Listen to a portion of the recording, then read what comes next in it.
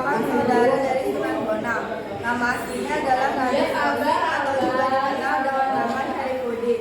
Dia lahir pada abad ke-15 Masehi sekitar tahun 1470 Masehi dan wafat pada tahun 1522 Masehi dan dimakamkan di Desa Derajat, wilayah Lamongan, Jawa Timur. Sunan Derajat menghabiskan masa mudanya untuk belajar agama Islam kepada ayahnya Sunan Ampel di Ampel Deta, Surabaya. Seperti halnya kakaknya, Sunan Bonang yang belajar Islam tidak hanya dari pesantren ayahandanya. Sunan Derajat pun memperdalam agama Islam dari para ulama yang datang bersama kapal-kapal dagang Arab. Sunan Derajat kemudian memperoleh ilmu pengetahuan yang semakin luas dan mendalam. Nah, setelah ini aku mau bacain perjalanan Sunan Derajat.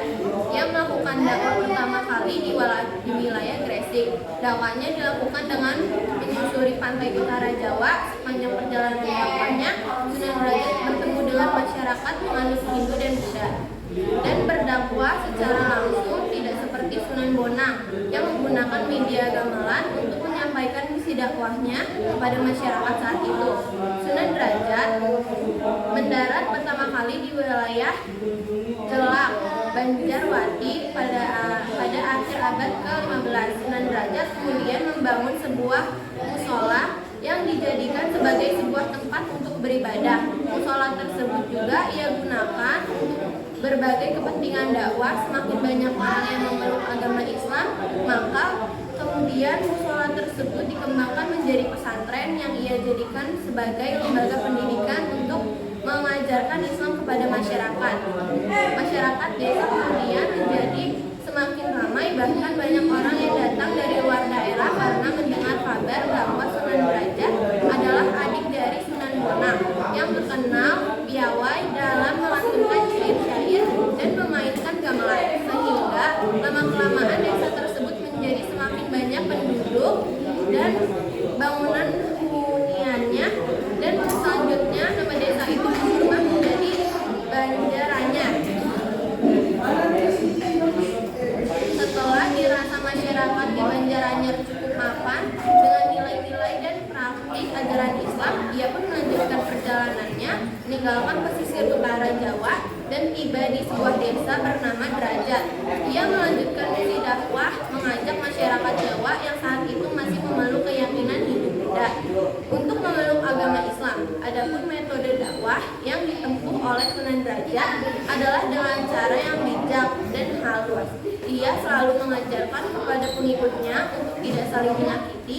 Ia terkenal dengan nasihat-nasihatnya tentang kehidupan dan kemudian disesuaikan dengan ajaran Islam. Sunan Derajat memperkenalkan Islam melalui konsep dakwah bil hikmah dengan cara-cara bijak dan tidak memaksa.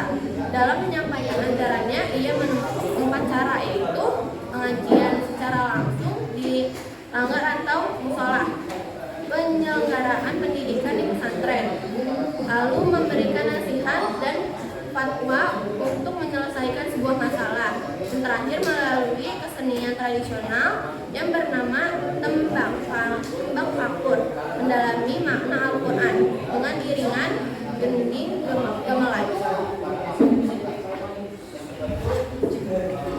Setelah kita mengetahui profil Sunan Derajat dan perjalanan dakwahnya di wilayah masyarakat Jawa, sekarang kita akan mulai mengenal apa sih inti dari 4 pengajaran yang terkandung dalam konsep dakwah Sunan Derajat yang ia sajikan dalam satu tujuan, yaitu mengajarkan umat Islam untuk selalu memberi pertolongan pada orang yang sedang dalam kesulitan.